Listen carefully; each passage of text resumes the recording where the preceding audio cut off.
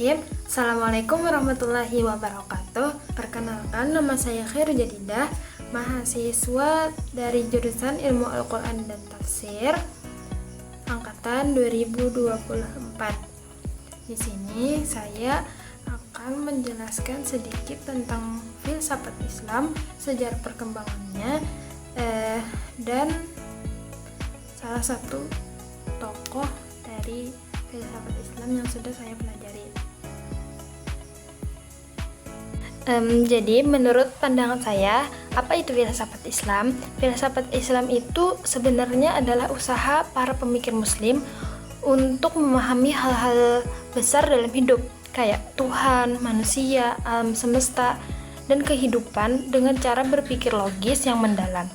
Bedanya sama ilmu biasa, filsafat Islam gak cuma pakai logika, tapi juga berangkat dari ajaran Islam seperti Al-Quran dan hadis. Jadi ini semacam dialog antara akal dengan iman. Selanjutnya, kapan filsafat Islam muncul? Jadi filsafat Islam mulai muncul sekitar abad ke-8 Masehi. Waktu itu, para cendekiawan muslim mulai menerjemahkan buku-buku filsafat Yunani ke dalam bahasa Arab. Proses ini banyak terjadi di Baghdad, pusat ilmu pengetahuan dunia Islam pada waktu itu, di tempat yang namanya Baitul Hikmah. Yang selanjutnya, bagaimana perkembangannya? Jadi, pada zaman klasik, dimulai dari abad ke-8 sampai ke-12 Masehi, ini disebut masa keemasan filsafat Islam, karena banyak pemikir muslim besar muncul di era ini. Mereka menggabungkan filsafat Yunani kayak Plato dan Aristoteles dengan ajaran Islam. Beberapa tokohnya itu ada Al-Kindi sebagai filsuf muslim pertama, percaya bahwa filsafat ini bisa sejalan dengan agama. Yang kedua ada Al-Farabi. Terus selanjutnya ada Ibnu Sina, Al-Ghazali, dan Ibnu Rushd. Kemudian ada zaman pertengahan.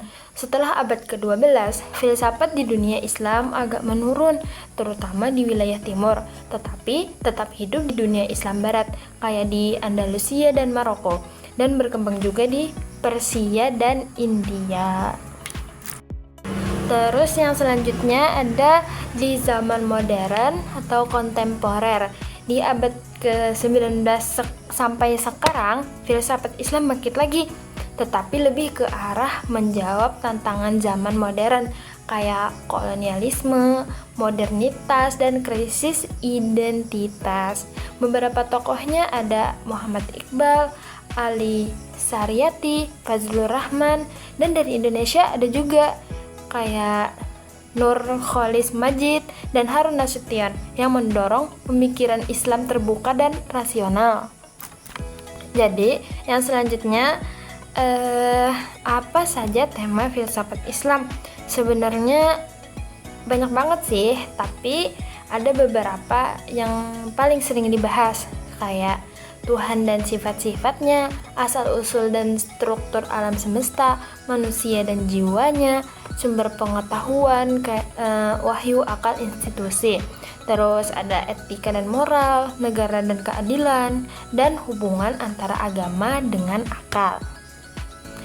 Terus, gimana perkembangan filsafat Islam sekarang? Sekarang, filsafat Islam mulai bangkit lagi, terutama di kampus-kampus dan kalangan intelektual. Tetapi banyak aja tantangan yang besar.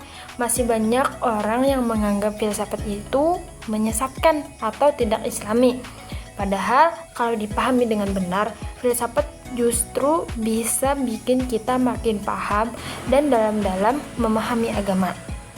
Menurutku, filsafat Islam masa kini butuh ruang yang lebih luas, harus dibawa ke masalah-masalah yang nyata, kayak keadilan, lingkungan, teknologi, sampai hak asasi manusia.